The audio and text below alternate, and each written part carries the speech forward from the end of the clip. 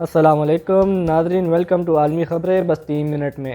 شمالی کوریا کے dictator Kim Jong کے متعلق بہت سی افواہیں گردش کر رہی ہیں۔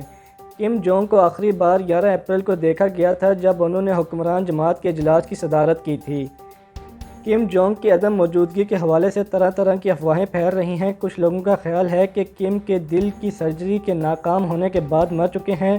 شیشے کے تابوت میں کم کی لاش کی تصویر سوشل میڈیا پر گردش کر رہی ہے، اور کچھ مبصرین کا خیال ہے کہ ملک میں کم کے خلاف بغاوت ہو چکی ہے، اور کچھ کا خیال ہے کہ کم نے کرونا وائرس سے بچنے کے لیے خود کو الگ کر رکھا ہوا ہے۔ یہ بھی امکانات موجود ہیں کہ کم کا غائب ہونا کوئی اسٹریٹجک چال ہو اور وہ اپنے کسی مقصد کو حاصل کرنے کے لیے غائب ہوئے ہوں۔ امریکی سینیٹر لنڈسے گراہم نے یہ بیان دیا ہے کہ ان کا خیال ہے کہ کم مر چکے ہیں، لیکن وہ اپنے اس بیان کو ثابت کرنے کے لیے کوئی ثبوت فراہم نہیں کر پائے۔ سچ تو یہ ہے کہ شمالی کوریا دنیا کا سب سے خفیہ اور بند معاشرہ ہے، اس لیے ابھی کسی بھی خبر کی تائید کرنا ممکن نہیں۔ یمن جنوبی یمن میں علیحدگی پسندوں نے اپنے زیر کنٹرول علاقوں میں خود مختار حکومت بنانے کا اعلان کر دیا ہے۔ یہ اعلان یمنی حکومت کے ساتھ کیے گئے امن معاہدے کی خلاف ورزی ہے۔ دوسری جانب سعودی حمایت یافتہ یمنی مرکزی حکومت نے اس موقع پر خطرناک و تباہ کن نتائج کی دھمکی دی ہے۔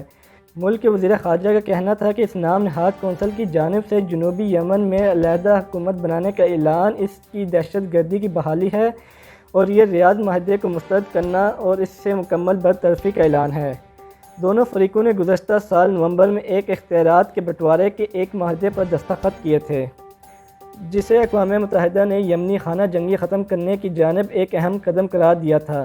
یمن میں جاری جنگ کو دنیا کا بدترین بحران کہا جاتا ہے، جہاں 1 لاکھ سے زیادہ افراد ہلاک ہو چکے ہیں، اور اب علیحدگی پسندوں کی جانب سے خود مختار حکومت بنانے کے اعلان کے بعد مزید خون ریزی کا خطرہ بڑھ گیا ہے۔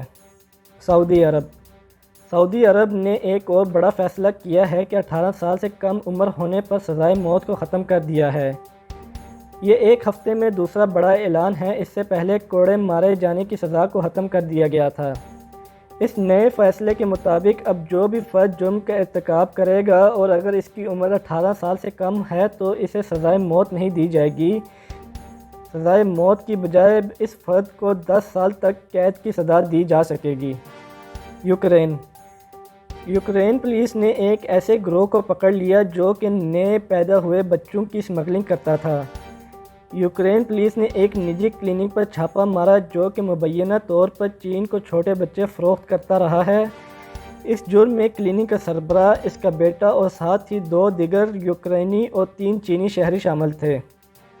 یہ ظالم بچوں کو صرف $50,000 میں فروخت کرتے تھے، جو بعد میں اسمگل ہو کے چین پہنچائے جاتے تھے۔ ناظرین، ہر پل دنیا بھر کی خبروں سے باخبر رہنے کے لیے ہمارے چینل کو ضرور سبسکرائب کریں۔